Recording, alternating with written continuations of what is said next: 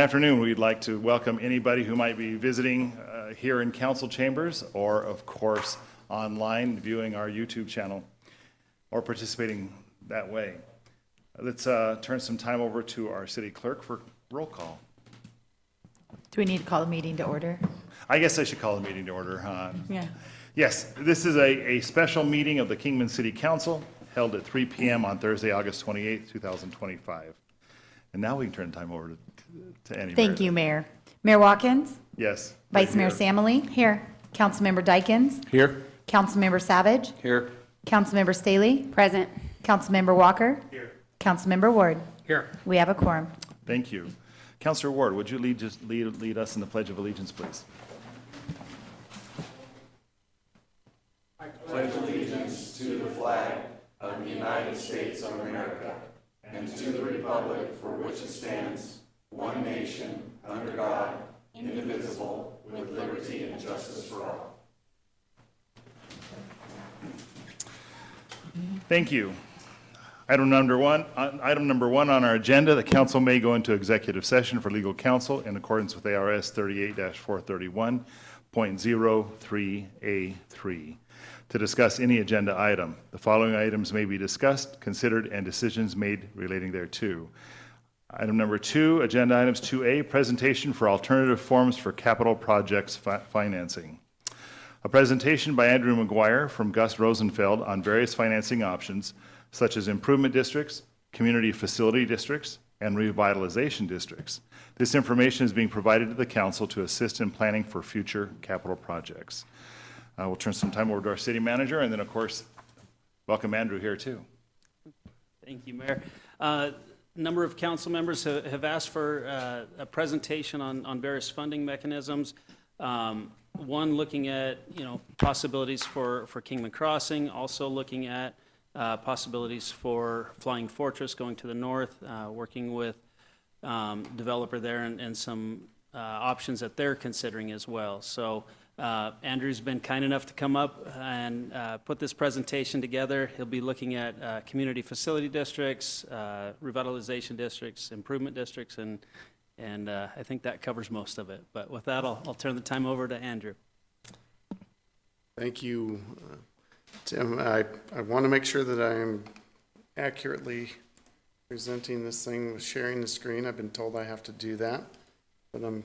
You're good. IT set you up. You already did? Oh, IT is helping me out without me even paying attention. All right, so Mayor and Council, for those of you who have heard the discussion about CFDs, special districts of any sort, I apologize. This might be repetitive. I also apologize for the length of the presentation, because the presentation that has been built for this before that I was updating is one piece of information per slide, so it just goes on and on and on for a number of slide decks. We crammed it all together into one, and hopefully it's not going to take us too long to get through that. But one of the things that we hear a lot, and it's more particularly in residential development, is cities and towns looking for alternative mechanisms to get projects underway, get projects going that otherwise wouldn't be able to get there themselves. Our firm represents a number of community facilities districts in primarily a few cities and towns in the state, and generally they're residential development tools. Sometimes that they're not. Sometimes we have some commercial development that goes along with it. But for the most part, CFDs are a separate political subdivision of the state. So it is a separate district. It's just like a water district or a road district or anything else that you may have in the county, except for the fact that the board of a community facilities district is generally whichever entity formed it. So if the county forms it, the county is the board. You turn your hat around to be the different district, but you are a separate political subdivision of the state. So it's kind of it's an odd place to be sometimes for the council members, because you have a different role altogether. It's a taxing body that's different from your own.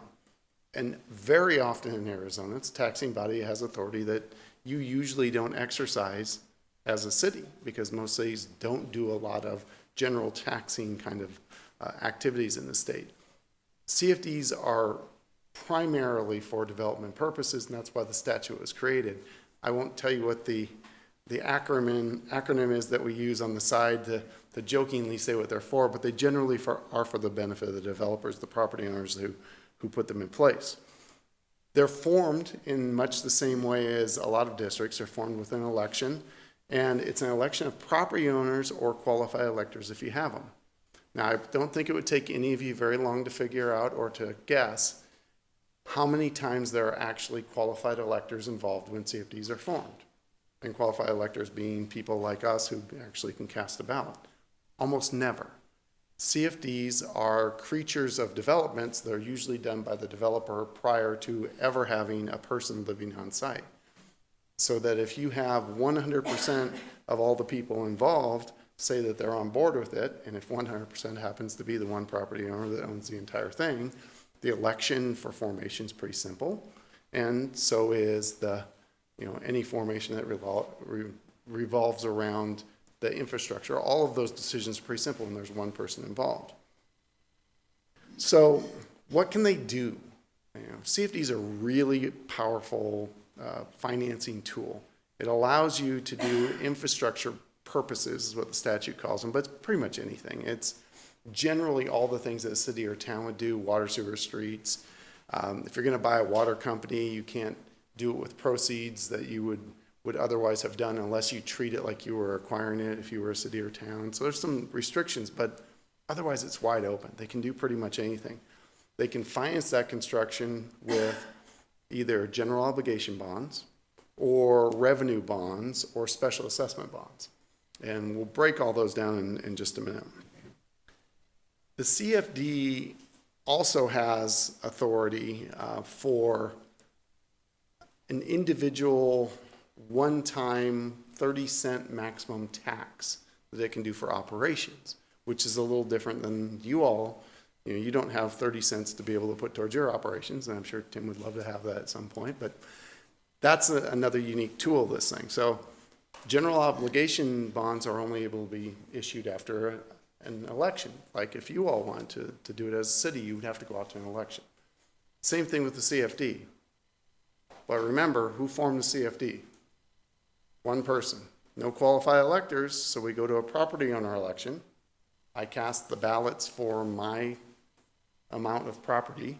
If I happen to own 100% of it, then that formation happens on one signature, essentially. At the same time, there's a general obligation bond election. And we go through the whole process. We print ballots, the clerk prepares them, we send out the notices, we post the property. But how many people are voting? One person voting. So generally, the authority for general obligation bonds and the formation all happen at the same time, right on the front end.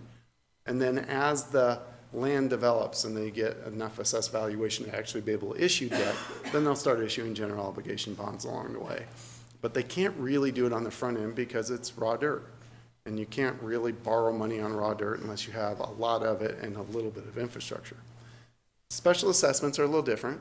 They operate only as charges to the individual property owners who benefit from the assessment.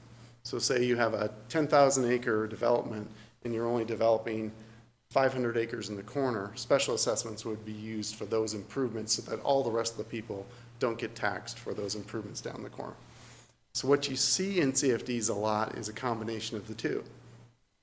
General obligation bonds covering infrastructure that supports everything. And remember, these are in growth areas, so everything could be a water plant, a sewer plant. Always will have fire, police, or other facilities that they need. They're usually somewhere where everything has to be built from scratch. So all of that's general obligation bond. Special assessments are for the roads in a particular neighborhood, or water sewer in the neighborhood, or if it's in a place like one of our more recent one where they have a lot of flood issues, they have flood control measures that are handled, but they're unique to each area. Flood control is regional to some extent, but neighborhood and others. And they're almost always governed, of course, like we said, by the 7 of you acting as the board of directors. Now, that's not a requirement. Statute allows you to form it with a private board if you wanted to. That's very uncommon. Or you can form it with the 7 of you plus 2 property owners. And that was put in the statute about 4 or 5 years ago and wreaked havoc because it was mandatory at first. So there would be a 9-member board, 2 of which were property owners. And the risk pool said, hey, we don't insure those people. So you need separate insurance for them. And because of what you do, this isn't regular insurance. This is insurance for people who issue securities. So it's not typical kinds of policies, and nobody could find insurance for those guys. So those 2 seats, a couple years later, became optional under the next set of amendments to the statute. So they showed up and now they're gone, but they're still there as an option. No community that I know of has taken that option recently. So what can you do? Here's that laundry list we talked about. Everything: water, sewer, streets, sanitary, landscaping and water features. So if you want to have a pretty area, you can do that as well.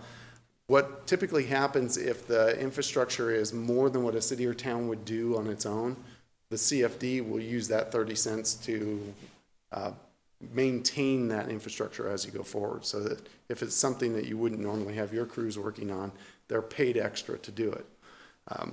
All of these things are what CFDs were created for, I guess I should say. You acquire land, you can have debt service reserves, very important if this is a dirt deal, as we like to call them. The people investing in dirt deals want to know that the debt service is going to get paid, so part of what they can finance is a reserve account to pay the debt service.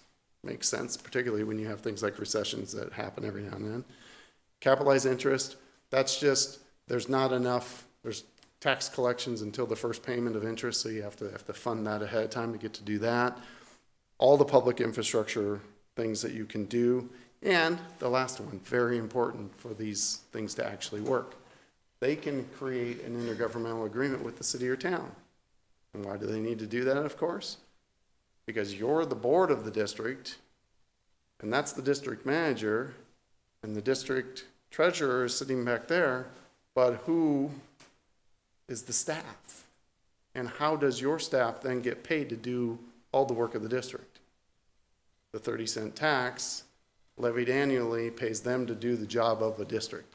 So in the cities that we represent that have dozens of these, it actually requires a fair amount of work. They have to spend time and energy, and when we get to May, June, and July, and we have to do, what do we have now, 23 CFD budgets with a tentative budget, a final budget, and a tax levy for each one of them. It's quite a heavy lift. It's a lot of extra work for the staff, so that's why this intergovernmental agreement is important. Community facilities districts can also provide property to the city. So what happens a lot of times is they'll improve the property, then dedicate it to the city. Most commonly roads, water, sewer, and those kinds of things. You can collect user fees, you can levy and collect special assessments, you can provide services outside the district, which one very creative community was on the verge of buying a water company with a community facilities district created around the city's community center, and then providing service to everybody around from that little tiny, I don't know, quarter acre or whatever it was. Thought that was very creative, didn't go through, would have been interesting, but because you can provide service inside and outside the district, if you bought the water company, you can run the water company from that one little spot. Thought that was interesting. But again, that made sense in terms of a revenue generating source like a water company, but most things they build have no revenue. And then you can condemn water in the same way as a public utility would, or condemn land the same way a public utility would, but again, I have never seen a CFD actually do that. Typically because the infrastructure is coming to the city or town usually has an interest in getting the land and not the actual CFD. So GO bonds, we talked about these. These are just like you all are familiar with. Everybody is taxed within the district on the amount that's levied. They're sold at a public sale most often. Sometimes they're sold privately. Generally, they have to have investment grade to get sold publicly. So what happens on the front end when the dirt is just dirt is the developers have to backstop everything. And as they grow, they don't have to backstop it anymore. And generally, the market accepts the fact that this is a successful developer. If you ever spend any time down in the Phoenix area and you see like Festival Ranch out in Buckeye, started small and is now continuing to grow larger and larger, or Tartesso, which is one that just changed its name to Floreo at Terravellis. I can almost not say that without giggling. Probably about 12,000 acres when all is said and done. A monstrous development built where there's no infrastructure. And we just went through a general obligation bond election for them that was a re-election to move their value up to $500 million. So they know that over the next 75 years, which some of us or all of us are not going to see, they're going to build a lot of expensive infrastructure. That kind of financing doesn't get done all at once. It gets done in little pieces. General obligation bonds will allow them later on, when the value is bigger, to be able to spread those costs around that 10,000 acres. But for now, all the deals are special assessments. Revenue bonds, the water company, anything that has a revenue source, you can issue bonds as a CFD to be paid back with those revenues. So water companies, sewer rates, anything that you're going to charge for that has a sufficient stream to be able to satisfy the bond buyers that that's a good enough stream of revenue. Whether or not that's the only thing they're going to ask for you to pledge in return, it depends upon the strength of it. Special assessment bonds, we talked about those a little bit.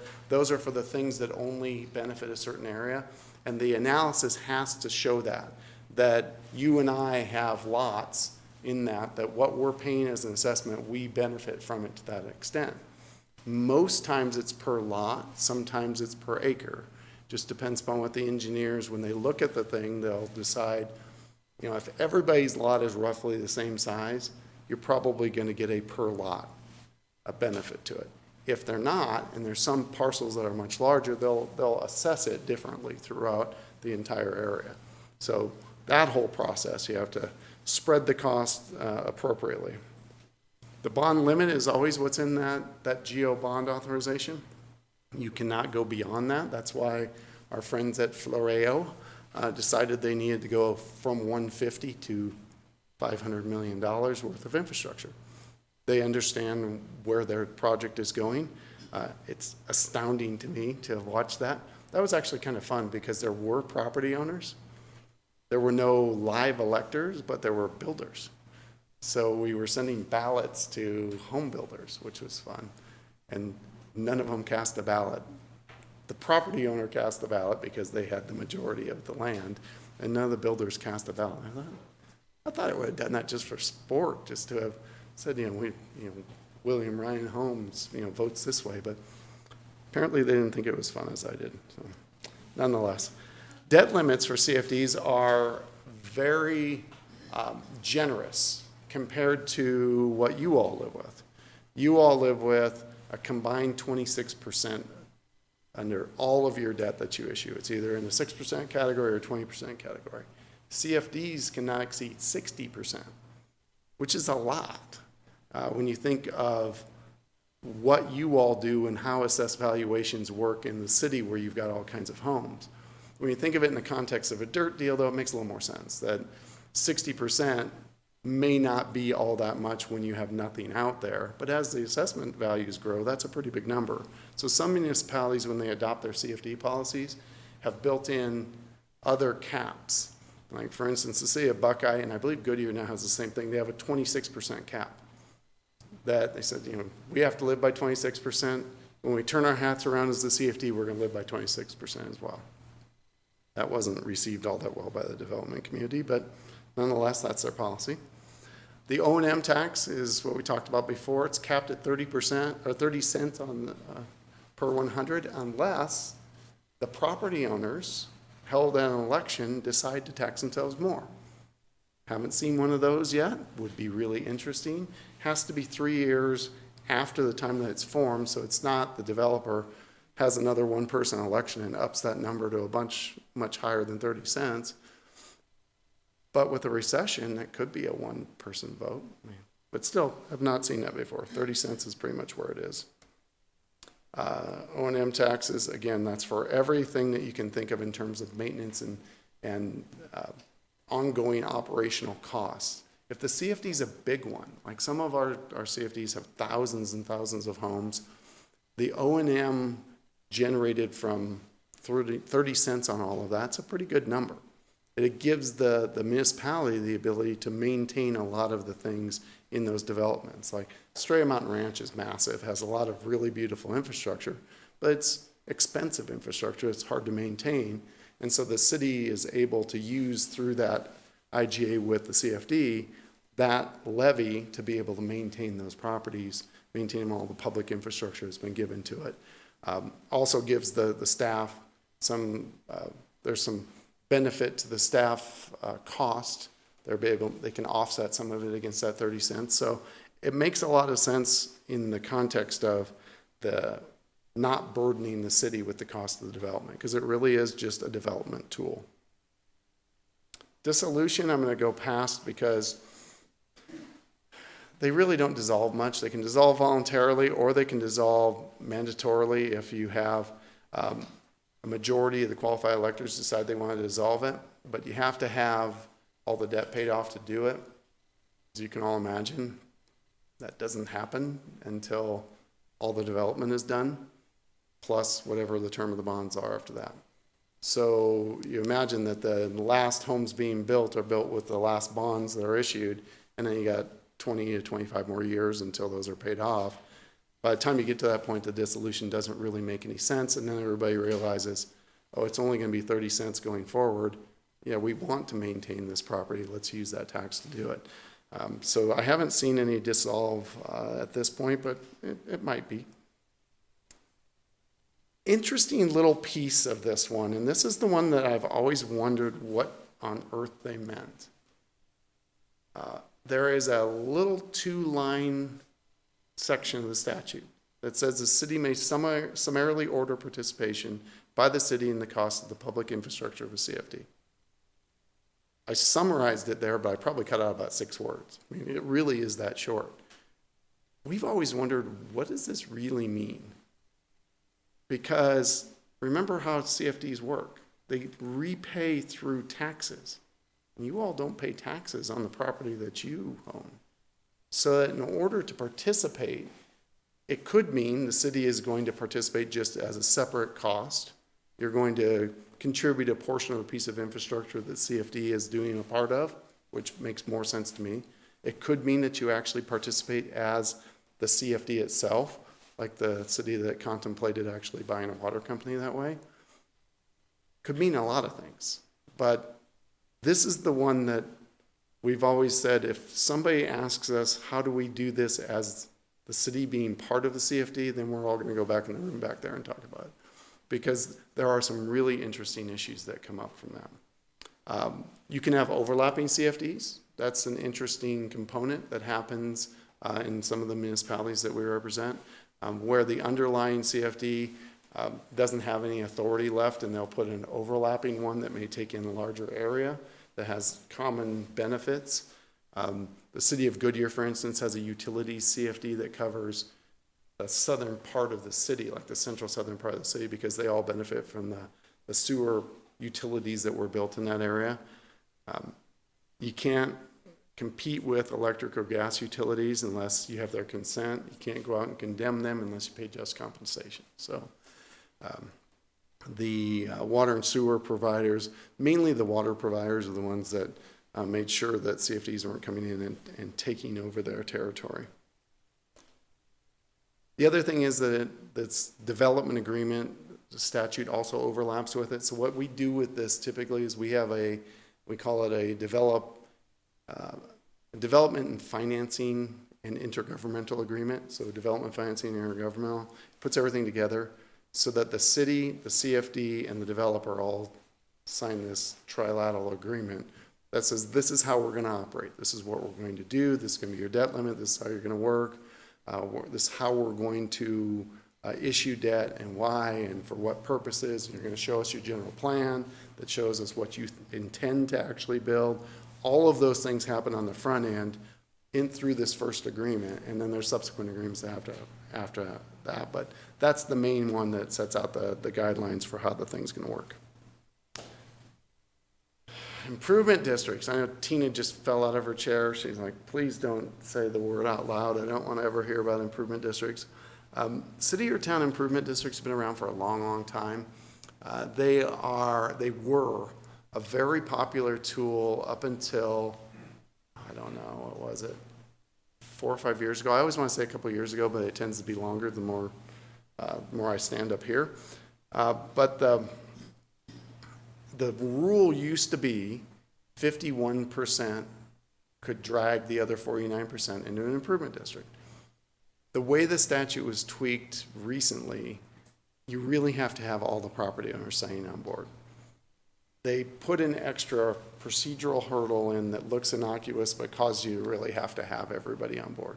So if you're going to form one, 100% of the people have to agree we're going to form one. What that means then is that everybody is going to have to agree to what the assessed value or the assessed portion is going to be for each lot as you go into it.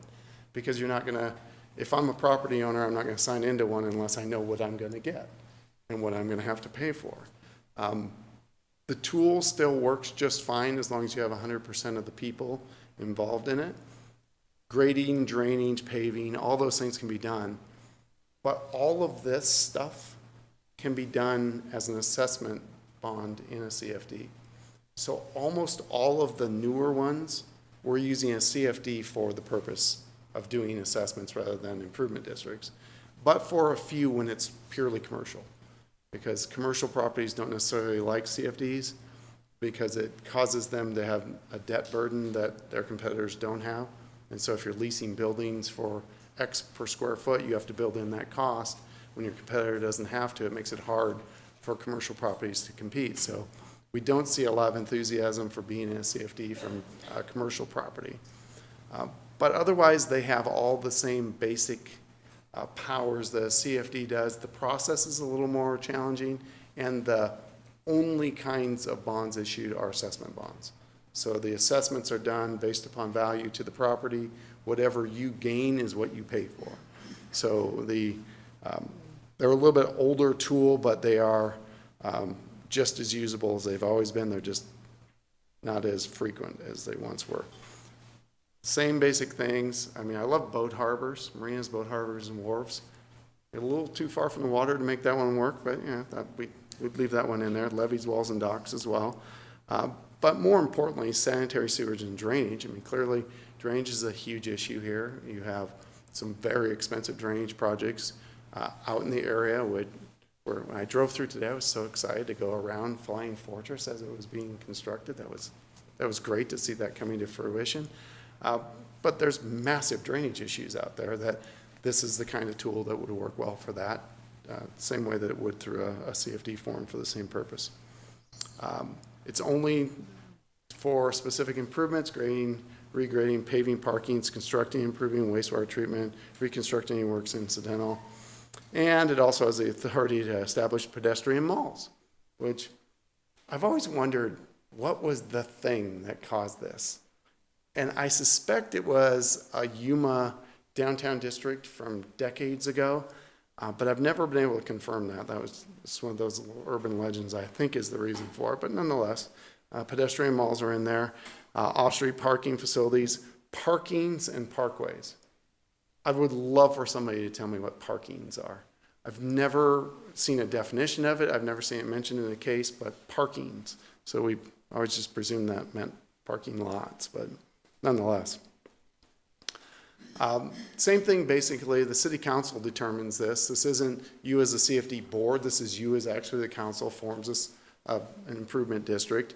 You go through, notice to all the property owners, you post the property, you have a hearing on objections, you do all the same thing we would do if you were the CFD board, turning your hat around and doing assessment bonds. It's the exact same process. The only difference is that when we do it as a CFD, we have in that agreement that we talked about, we have the ability to have them waive everything. And so all of this process of going out and posting the property at 100-foot intervals all along the property, we can waive all of those processes because we have agreement with all of the property owners who are engaged. So part of what's happened with the CFD process, dragging in the assessment process, is we've refined it a little bit and made it a little less cumbersome.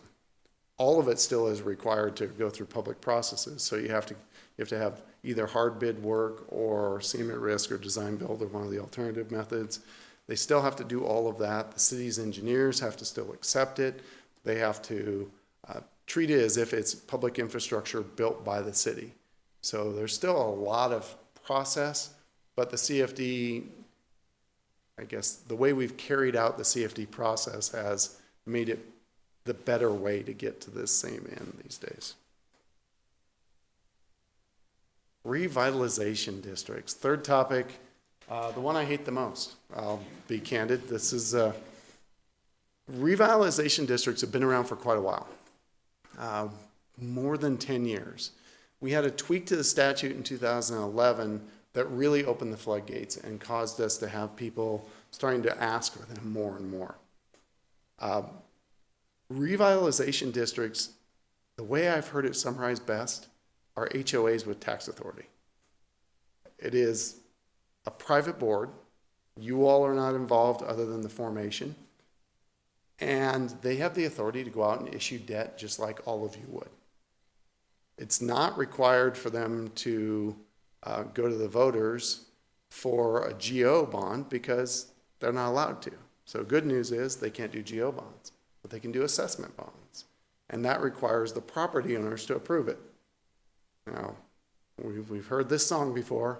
How many property owners do we think are involved? Maybe one. All of them vote for it, and they have themselves a district that can then assess the properties along. There's only a few of them in the state that have been formed, and there's a reason for that, because there's skepticism among elected officials and among bond professionals and the finance community in general, but for a few people, that this really is not something that we could write opinions on easily to say that these bonds are truly tax exempt. Because you have a private board with private improvements, and you will always hear the same response. These are just like MUDs in Texas, municipal utility districts, just like them. That's all they are. And they're not. This is the structure of a MUD minus all of the statutory oversight that's in Texas.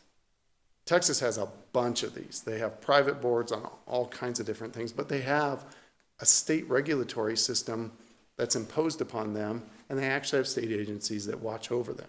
And whether or not they do a good job of it, that's entirely different, but there is a structure. The Arizona version is just CFD light without the oversight of a governing body. And you all can understand how the difference between you wearing your hat backwards as a CFD board and someone who doesn't have that same authority. Because the citizens are going to look at you and say, I don't care which direction your hat is, you're still the same person. And if you did something wrong, I'm going to hold you accountable at the ballot box. That doesn't happen with these.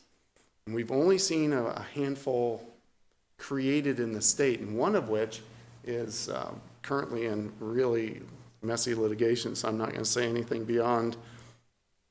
It didn't go the way that the city or the town council that formed it thought it was going to go. And now there is a big, messy piece of litigation. And I'm really happy that we did not participate in that bond issuance, because there's nowhere to be in that. Benson has 4 of them formed. I haven't seen bonds issued by them yet. Buckeye has a policy for it, for industrial and commercial properties, but they haven't adopted one yet. And the reason they haven't adopted one yet is because they haven't come to any kind of development that made sense for why they would want to have the council not be in the discussion anymore, and why they would allow a group of property owners to issue taxes within that little district. Because you can see some of the obvious problems, right? The people within that district that get taxed, when you go and then ask them to do a bond for a road bond or something else, they'll say, well, wait a minute, I'm already being taxed for the roads in my area. Why would I vote for your bond? Also, when you have, if anything goes wrong, there's no recourse by the city or town. Other than if they go completely belly up, you might be stuck with infrastructure, because we've never, of course, heard of an HOA abandoning the infrastructure and coming to the residents and coming to the city and asking for the city to maintain it. I can't imagine we've ever had that. The reason why the floodgates kind of opened in 2011 is because it used to be that you could only form them in counties with a population of more than 2 million. So That was one. You could form them in Maricopa County. After that, changed in 2011, that's how Benson was allowed to do it. And others have considered it. It's anything, any financeable infrastructure. It's land clearance, which is part of the revitalization piece of it, demolition and reconstruction, and then multi-purpose event centers. Anybody have a guess at what a multi-purpose event center? It might be a revitalization district thing. Tucson Convention Center, that's a type of one. It's not this kind of RD, but it's the same kind of thing. But you can't do stadiums. So no stadiums, but you can do multi-purpose event centers. I'm not quite sure how that works either. They play hockey in that facility, but it's different because the law says it's different. The good news is they can't do geo bonds, so that's one of the good things. This one, it's a petition signed by 51%. Remember, again, it's likely all the people who would sign on. You have the ability for multiple jurisdictions to form them. So when the statute was first formed, it was really meant for municipalities to group together if they wanted to and create this body, much like the Rio Nuevo in Tucson. We have a private board and the governing bodies contribute to it, and that board's job is truly revitalization.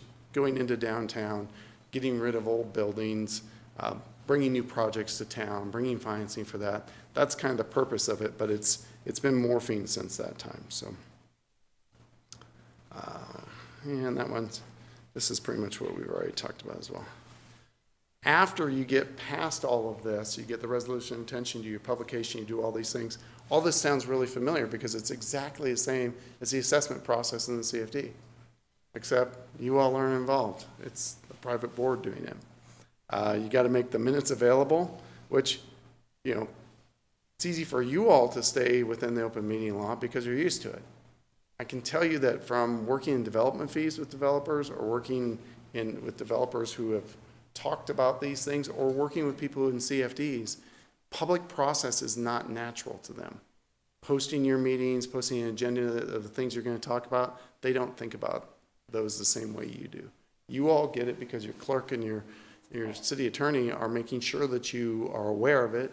You have training, you have constant notice, and all the times that you're doing things they're watching. Well, all of that is absent in the RD capacity, so I'm not a huge fan, as you can probably tell. Let's see what we got. Broad powers to tax, collect revenues, assess property, foreclose delinquent assessments. So remember, private board, authority to foreclose delinquent assessments. How that works, not quite sure. They are a special purpose district, a tax levying public improvement district, and a municipal corporation. So they have all of the same basic authorities, other than the things that are extracted from them in the statute, which includes eminent domain. Thank God that one is not in there. Remember, CFDs can, improvement or revitalization districts cannot. They got to keep records and minutes, and they're open for public inspection, required to hold public meetings, and they're required to comply with the annual budget procedures. I've seen a lot of, yeah, okay, we'll do that, and then they don't have any clue how to do it. As you all know, when you go through your annual budget process, it's kind of a pain. You have a lot of notice, and you have a lot of process to walk through your tentative budget, your final budget, and then your tax levy if you have one. That process is not natural to people. The statute doesn't specifically call it out for that. We do that because you're all used to it. So we run CFDs through the exact same budget process as the city budget so that it lines up. You know exactly what you're seeing, and it's not this one-off anomaly that can be done under the other statutes.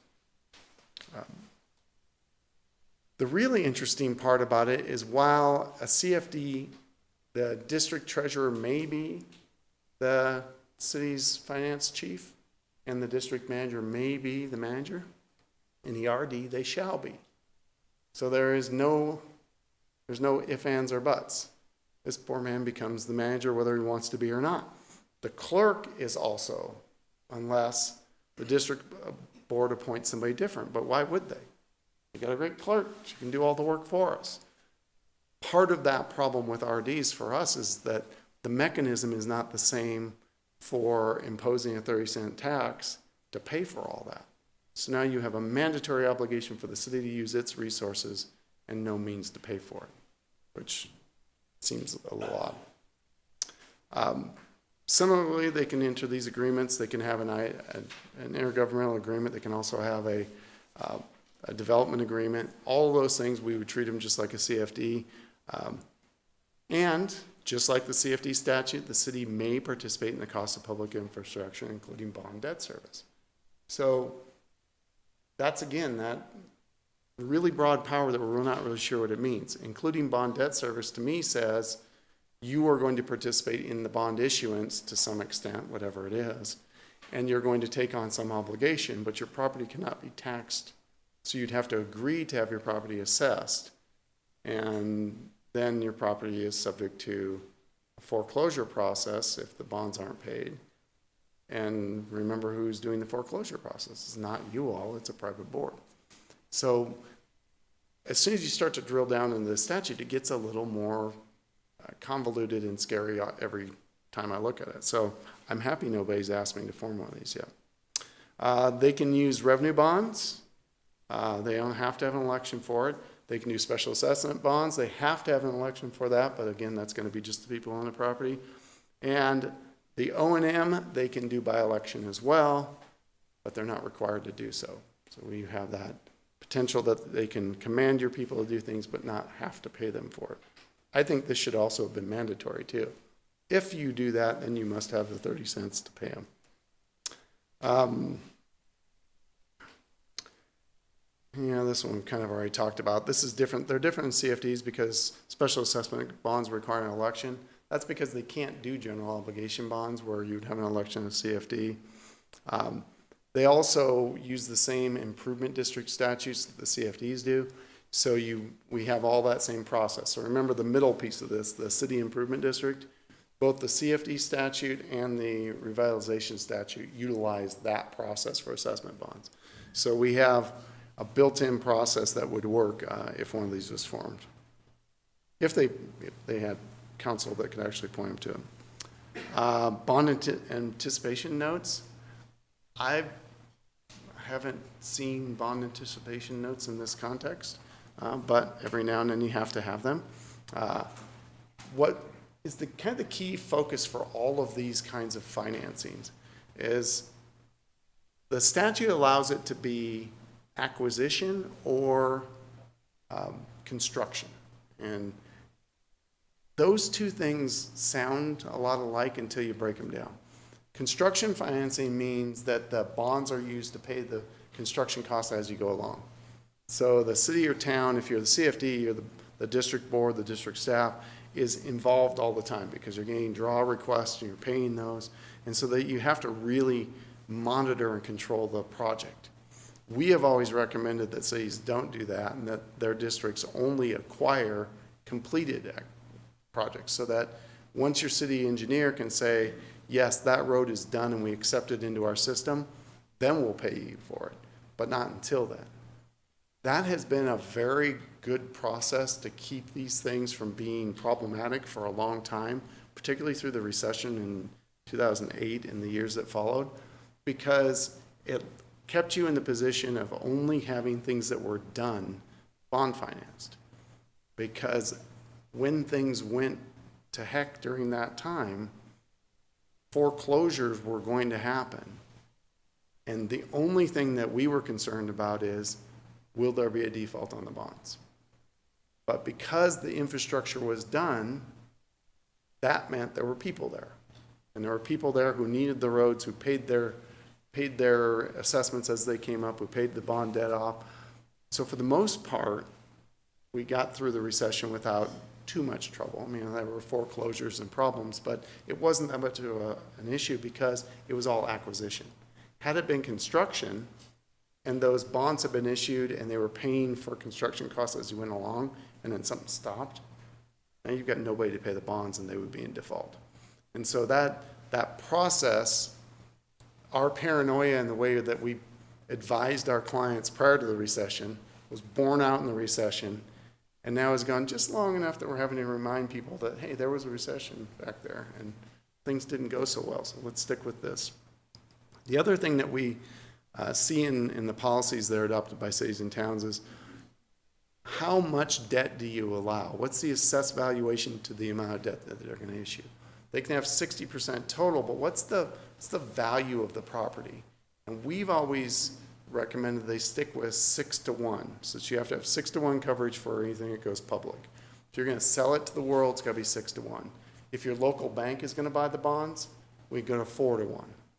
I know there are lots of developers out there that really, really, really want us to convince cities it's okay to go to 1-to-1 if they buy their own bonds.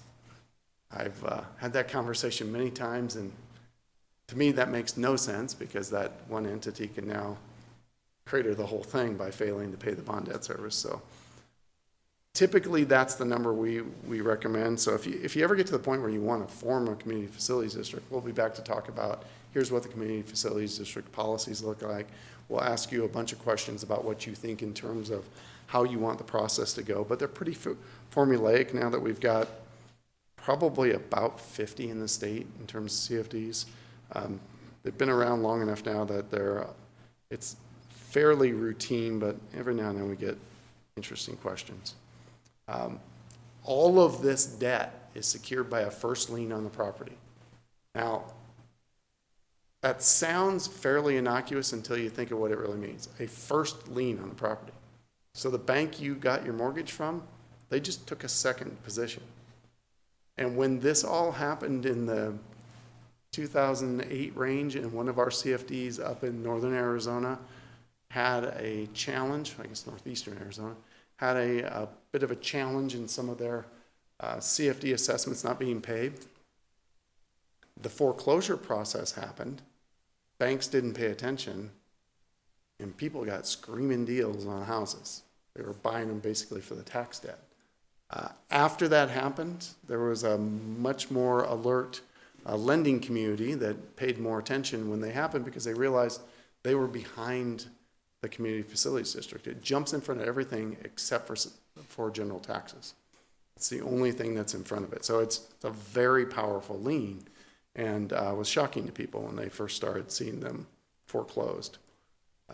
The good news is that there's no requirement for the city to ever buy delinquent foreclosures. You don't have any general fund exposure like you may have in some other instances. The RD has the same thing. Again, the 30% tax that they can levy but are not really required to, even though you're required to provide them a service. So we've always said you got to have a policy. You need to have some way to constrain the application of that 30-cent tax. If they do pass it, you have to put that in your policies for a revitalization district to say, look, you have to first pay them and their cost, and then you can pay for other developer-related costs or other maintenance costs, but you shouldn't be doing that until you've paid for the city staff that you've already encumbered. Again, we haven't had any of these forms, so we haven't had to go down that road. The other things that you always have when you're considering forming any of these districts is, what are the political risks to you all about incomplete infrastructure? If you go out and the developer abandons a project, is there an expectation from the people who already live there that you're going to finish it off? I can tell you in 2009, people who lived on the west side of Sun Valley Parkway in Buckeye were certainly very anxious to have the city come in and operate a sewer plant that was built. And the city was not interested. And thankfully, because one of my former partners was a very astute, he created very good paper trails and very good paper boxes to put developers in. The developers bore the cost of all of the operations during that time through shortfall agreements. Other communities didn't have that, so cities and towns had residents saying, the sewer plant's not operating, I can't use my house, you need to do it, and it caused a lot of grief. So you want to always take that in consideration. What tools do you have to make sure that you're not bearing a developer's risk before the project is done? If you're taking everything after it's complete and it's up and running, you have less of that risk. Your exposure to defaulted bonds, not really, but you do have impact on citywide bonds. And we've seen this in the communities quite a bit when a city or town goes to a bond election, particularly a smaller community, where you have not all the people who are affected by a CFD bond elections are a lot more difficult because there's one whole group of voters that says, no, I'm already paying taxes. I'm not paying anymore. When you get a community like Goodyear where most of the residents are in a CFD one or another, it's not as big of a deal because everybody's in the level playing field. But when it's one or two, it can have an impact on your future bonds. And then do you want to be in the middle of operations of it? You know, if it's day-to-day operations of an RD that isn't your council and your staff has to deal with folks who aren't their bosses on a regular basis, that could be an issue. And then, you know, we always point everybody back to that problem of the private board insurance. They couldn't get it. And what we discovered during that whole process is that in Colorado, where they have a bunch of these private boards, there's actually the equivalent of our risk pool, the Arizona Municipal Risk Retention Pool that you all are members of. There's the equivalent of that in Colorado for these boards because they couldn't get insurance otherwise. So it's like a self-insured pool, essentially.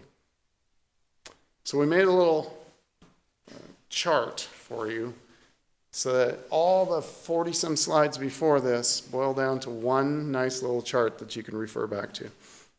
Has all of the yes or no's on what the different things are that they can do, how do you form it, you know, who can cause it to be formed. You know, the only kind of misnomer in the bunch of it is the 25% of the acreage can cause the election to happen in a CFD. That never happens, of course, because you have 100% of the property that's involved, but it can. All of the things we've talked about are summarized in here.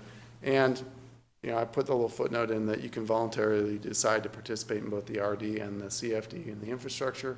But if you want to drill down on that topic, it's probably one we're going to do in the other room, just because there are some issues that we'd want to give you some legal advice on. Look at that. Told you it would not take as long as there were a number of slides.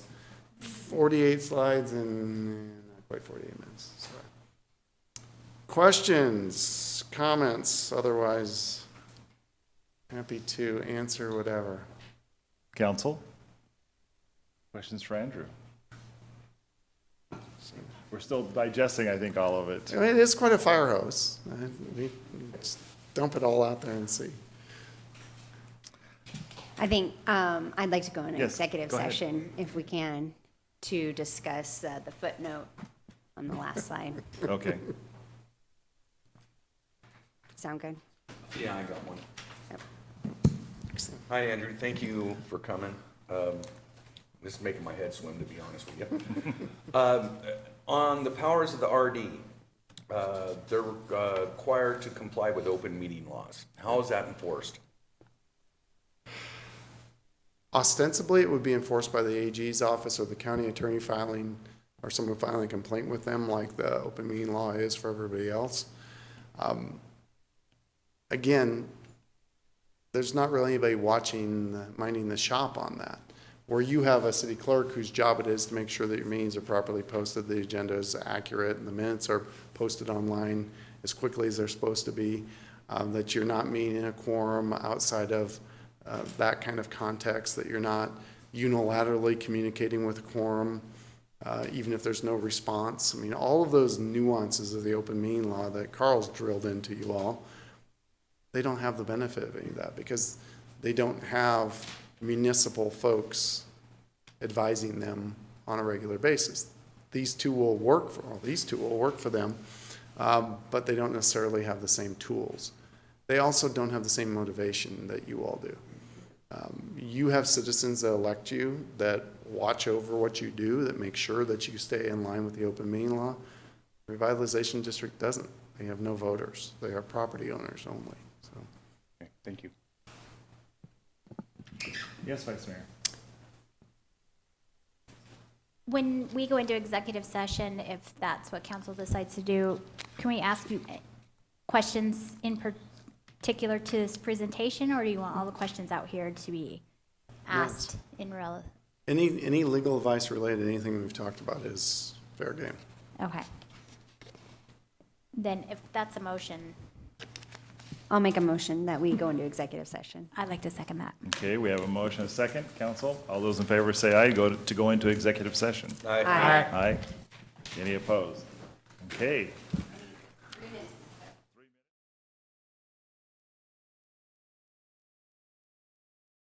Okay, we are back from executive session, and Andrew answered our questions concerning financing and projects underway in the city. And with no other further questions, we are adjourned.